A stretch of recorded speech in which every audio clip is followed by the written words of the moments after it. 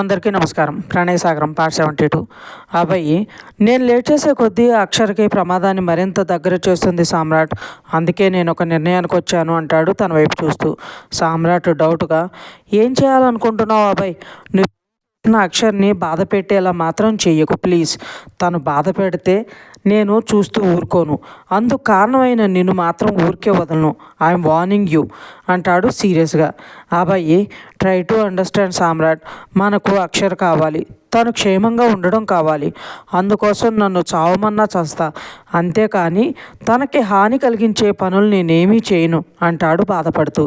సామ్రాట్, అందుకని తనకి డివోర్స్ ఇవ్వాలని డిసైడ్ అయ్యావా అని అడుగుతాడు అనుమానంగా. అబ్బాయి, నా ప్రేమే తనకి మృత్యువు అని తెలిసి కూడా చూస్తూ కూర్చోమంటావా సామ్రాట్? నాకు నా బుజ్జి ప్రాణాలతో ఉండడం కావాలి. అది నాకు దూరంగా నన్ను మర్చిపోయి హ్యాపీగా ఉండడం కావాలి. అందుకోసం ఏమైనా చేస్తాను. అలాంటిది విడాకులు ఇవ్వలేనా అంటుండగానే అభయ్ చెంప పగులుతుంది. అంతే, దెబ్బకి షాక్ అయిపోతాడు అభయ్. ఎందుకంటే కొట్టింది సామ్రాట్ కాదు కాబట్టి. తనను కొట్టింది ఎవరా అని పక్కకు చూసిన తనకి అక్షర కనిపించగానే బుజ్జి అంటాడు ఆనందంగా. అక్షర చాలా కోపంగా చూస్తూ, నువ్వు మారవా? నీ గురించి ఆలోచించి నీ కోసం, నీ ప్రేమ కోసం పిచ్చిదాన్నయ్యి నీ వెనకే తిరిగినందుకు నాకు బాగానే బుద్ధి చెప్పావు బావా అని. సామ్రాట్, మనం ఇక్కడ నుండి వెళ్దాంరా అని సామ్రాట్ చేపట్టుకుని అక్కడి నుండి లాక్కుపోతుంది. అక్షర సేఫ్గా తన ముందర ఉందన్న ఆనందంలో అక్షర కొట్టిన దెబ్బని, తను చూపించిన కోపాన్ని కూడా లెక్క చేయకుండా నవ్వుకుంటుంటాడు అభయ్. సామ్రాట్ అభయ్ వైపు ఒకసారి చూసి అక్షర్తో పాటు వెళ్తుంటే అక్షర మాత్రం వెనక తిరిగి కూడా చూడకుండా వెళ్ళిపోతుంది. అవి వచ్చే కన్నీళ్లను కూడా తుడుచుకోకుండా, థ్యాంక్స్ దేవుడా, నా బుజ్జి సేఫ్గా వచ్చింది అని థ్యాంక్స్ చెప్పుకున్న తర్వాత మొదలవుతుంది నొప్పి. చెంప మీద చేయి పెట్టుకుని, అబ్బా ఎంతలా కొట్టేవే నా బుజ్జి, 4 రోజుల నుండి చూస్తున్నా. ఎంతలా కొట్టావే నా బుజ్జి, 4 రోజుల నుండి చూస్తున్నా. నీకు చేతితోలు ఎక్కువయ్యింది. అంటే చాలు మ్యాన్ హ్యాండ్లింగ్ చేస్తున్నావు. ఏమో అనుకున్నా కానీ దీంతో చాలా జాగ్రత్తగా ఉండాలనుకుని వాళ్ళ వెనకే వెళ్తాడు. దారిలో సామ్రాట్, ఆంటీ అంకుల్ వచ్చారు అక్షర అంటాడు. అక్షర, వాట్? అమ్మ ఎందుకు వచ్చింది అని అడుగుతుంది. సామ్రాట్, తెలీదు, నిన్ను చూడాలని మార్నింగ్ అంకుల్ని తొందర పెట్టి మరీ తీసుకుని వచ్చిందంట అంటాడు. అక్షర, మొన్నేగా వెళ్ళింది, అప్పుడే అంత అర్జెంటుగా నన్ను చూడాల్సిన అవసరం ఏముందంట అంటుంది. సామ్రాట్, నాకేదో తేడాగా అనిపిస్తుంది అంటాడు. అక్షర, నాకు కూడా అదే అనిపిస్తుంది, ఏంటో కనుక్కోవాలి అంటుంది. సామ్రాట్, ఏంటే అవేనా అలా కొట్టేశావు అని అడుగుతాడు. అక్షర కోపంగా, తన గురించి మాట్లాడితే నిన్ను కూడా కొడతా అంటుంది. సామ్రాట్, ఎందుకే అంత కోపం అంటాడు. అక్షర, లేకపోతే ఏంట్రా, ఇక్కడ ఏం జరిగిందో ఏంటో నాకు తెలియదు, కానీ నాకు విడాకులు ఇస్తాను అని మాట్లాడుతున్నాడు. అంత దాని పెళ్లి చేసుకోవడం ఎందుకు? నిన్నటిదాకా పెళ్లి చేసుకోను అంటూ నన్ను ఏడిపిస్తూ వచ్చాడు. లాస్ట్కి నాకు ఇష్టమో కాదో నా ఫీలింగ్స్ ఏంటో అర్థం చేసుకోకుండా తాళి కట్టేశాడు. ప్రేమగా దగ్గర అయ్యేలోపే మళ్ళీ విడాకులు అంటున్నాడు అంటుంది బాధను కంట్రోల్ చేసుకుంటూ.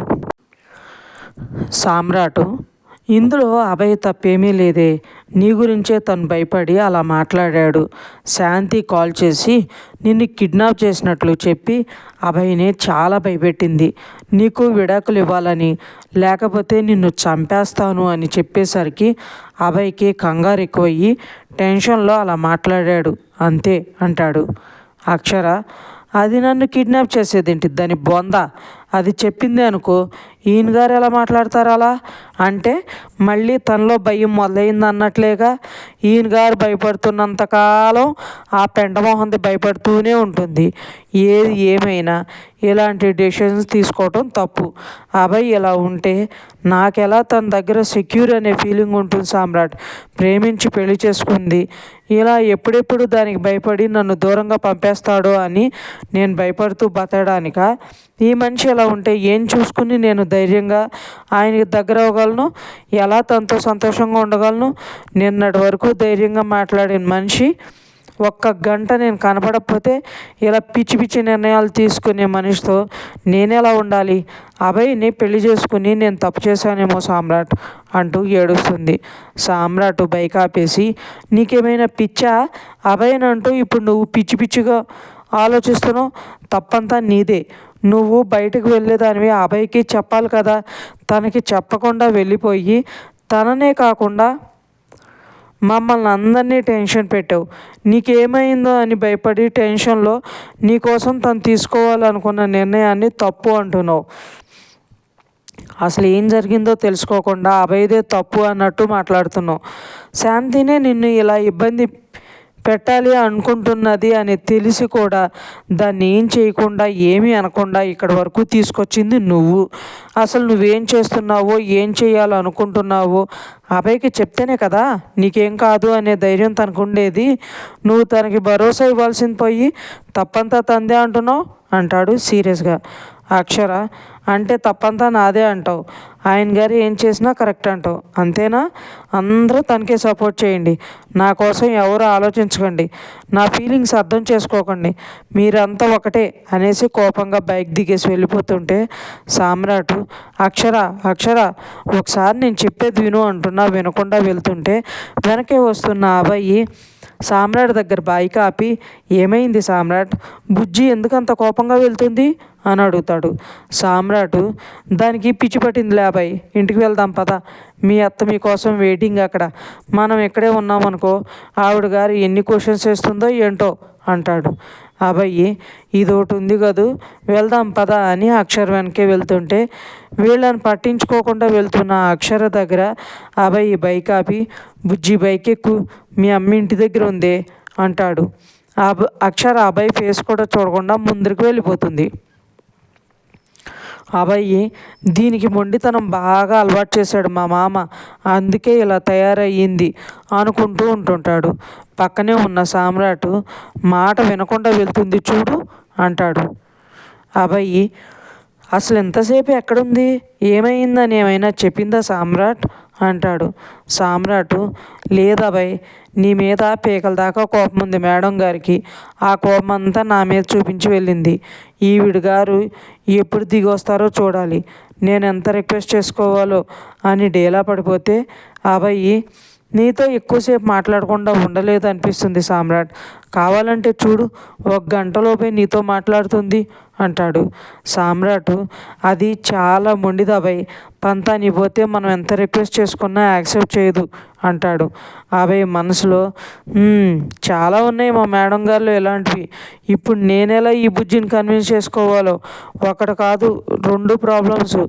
నైట్ తనకి ఇష్టం లేకుండా దగ్గర అవడానికి ట్రై చేసింది ఒకటైతే, ఇప్పుడేమో ఈ శాంతి వల్ల వచ్చిన గొడవ. ముందు దాన్ని చంపేయాలి, పీడబోతుంది చెత్తమోహంది అని శాంతిని చాలా బండబూతులు తిట్టుకుంటుంటే సామ్రాట్, ఏమైంది అబ్బాయి, దేని గురించో చాలా దీర్ఘంగా ఆలోచిస్తున్నావు? అక్షర ఇంట్లో ఏం విరంగం వేస్తుందో అని భయపడుతున్నావా అంటాడు నవ్వుతూ. అబ్బాయి దీనంగా ఫేస్ పెట్టి, అంతేగా సామ్రాట్, ముందే దానికి నా మీద చాలా కోపం. దానికి ఆజ్యం పోసినట్లు మళ్ళీ ఈరోజు ఈ సిచ్యువేషను. దాని మీద నాకున్న ప్రేమ నా వీక్నెస్ అయిపోయింది సామ్రాట్ అంటాడు. సామ్రాట్, భార్యాభర్తల మధ్య కోపాలు ఎక్కువసేపు ఉండవులే అబ్బాయి, డోంట్ వర్రీ అంటాడు. అబ్బాయి, బుజ్జికి నా మీద పిచ్చి ప్రేమ ఉంది సామ్రాట్, అందుకే నేనేం తప్పు చేసినా కూడా భరించి నన్ను క్షమిస్తుందనే ధైర్యంతో ఉన్నా అంటాడు. సామ్రాట్, సరే వెళ్దాం పదా అని సామ్రాట్ సుధాకర్ గారి ఇంటికి వెళ్తే అబ్బాయి తన ఇంటికి వెళ్తాడు. అబ్బాయి ఇంటికి వెళ్ళేసరికి అక్షర హాల్లో కోపంగా కూర్చుని ఉంటుంది. చైత్రిక, వదిన వచ్చేసావా, నీకోసం అన్నయ్య కాల్ చేశాడు అని చెప్తుండగానే అభయ్ లోపలికి వస్తాడు. అభయ్ని చూసిన అక్షర కోపంగా లేచి రూమ్లోకి వెళ్ళిపోతే చైత్రిక వాళ్ళిద్దరి వైపు చూసి ఏదో జరిగిందని కిచెన్లోకి వెళ్తుంది.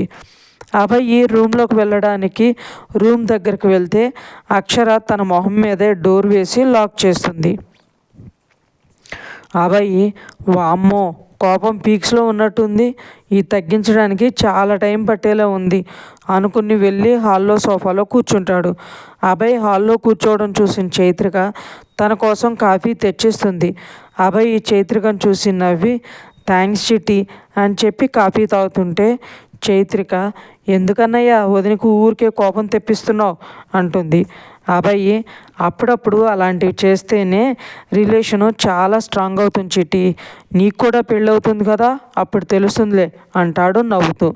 చైత్రిక చిన్న స్మైల్ ఇచ్చి అన్నయ్య అది సామ్రాట్ గారు చెప్పారు 10 డేస్లో 3 మంచి ముహూర్తాలు ఉన్నాయంట, ఏ రోజు ఓకే అంటే ఆ రోజు పెళ్లి పెట్టుకుందాం అంటున్నారు అంటూ దిక్కులు చూస్తూ ఉంటుంది. అభయ్ మనసులో ఆ శాంతి గోల్లో పడి వీళ్ళ సంగతే మర్చిపోయా, అది చైత్రిక వరకు వచ్చేలోపే త్వరగా వీళ్ళిద్దరూ పెళ్లి చేసి ఇక్కడి నుండి పంపేయాలి అనుకుని నేను ఒకసారి మామతోనూ సామ్రాట్తోనూ మాట్లాడతానులే చిట్టి, ఆలోపు నువ్వు మీ వదిన కలిసి పెళ్ళికి కావాల్సిన షాపింగ్ చేసేయండి అంటాడు. చైత్రిక అలాగే అన్నయ్య అనేసి అక్కడి నుండి వెళ్ళిపోతుంది. ఇంకా ఉంది ఫ్రెండ్స్, మీకు ఈ స్టోరీ నచ్చినట్లయితే లైక్ చేయండి, సబ్స్క్రైబ్ చేయండి. ఇంతలా ఆదరిస్తున్నందుకు థ్యాంక్ యూ సో మచ్.